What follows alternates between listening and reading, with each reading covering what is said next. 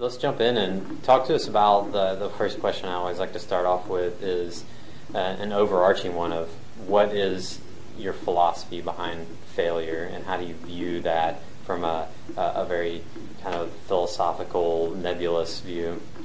Yeah, no problem. So I was thinking about that a little when we traded emails, and it kind of actually ties into failure is kind of like it's kind of like you're generally trying to manage risk in anything you're doing, and I think basically you have to accept failure as a possibility, and the more risk you're taking, I think it's important to realize that the more chance of failure you have as well. Otherwise, if it was easy to do, everyone would do it, and so by doing something different or taking a chance on either in a business or if you're playing sports, whatever. I mean, basically my philosophy has been you need to accept the risk involved with that, and kind of realize that bumps and failures come along with it. So in other words, like pretty much like when I realized, when I was kind of in business and realized, okay, this is hard, like, the computer stuff's hard, it's hard with, the business side's hard, kind of I realized, okay, that's kind of part of it. I mean, I signed up for doing this. Yeah. And, I just, essentially, I think you have to just accept that as part of the whole thing. Yeah. And so it's kind of like, I've talked about this before too, like, just in individual projects we're doing. Like if you, have a strong person, let's say we're programming some software for someone, and it's, a strong programmer is working on it. They're working as fast as they can. They're doing, the best they possibly can. They're responsible. They're smart. If they fail on a piece of it, or if they fail to meet a deadline, in some ways, you've done the very best you can. Yeah. And so, it's going to happen. Yeah. And you can learn lessons on how to manage it better and how to mitigate that risk. But when you've done the best you can, that's pretty much all that I've been trying to do, and like all our folks to do as well.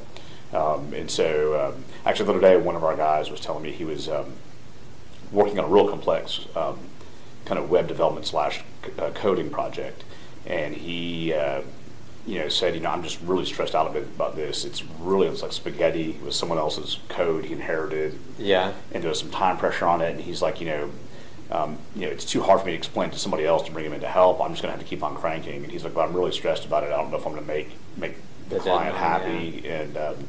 And so I told him, and this guy is a great coder. Like, he's very, very strong. So I basically said, there's really we took a chance by saying we could, we're taking this on, and I kind of feel like you're doing as much as you possibly can. And so if we fell at it, I mean, we did everything we could. Yeah. We left it on the table, and that's just part of this. Like, you can't be successful in everything. And the example I kind of gave him is, if I told him, he's like this. I said, if I'm coaching the Chicago Bulls and there's a last second shot, and I get the ball to Michael Jordan, and he misses it. I mean, what else are you supposed to do? I mean, right. You've given it your best. You've calculated your risks. Yeah. Taken your best choice and gone for the shot, missed it. But you've put it all out there. You've done the best you can. Yeah. So that's kind of if that makes sense. That's kind of the way we. So it's kind of you win some, you lose some.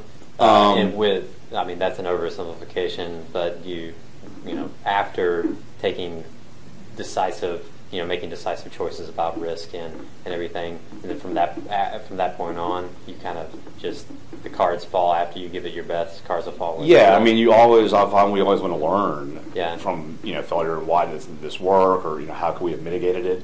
But I think most of business stuff is, and just a lot of like any activity you do really, it's a lot about kind of analyzing the risks that you have, proactively trying to mitigate them, and accepting that you may not be perfect, and something can still go wrong. Very cool. Would you say that? And this is just a fun question, but do you feel like you've had more successes or more failures in your life?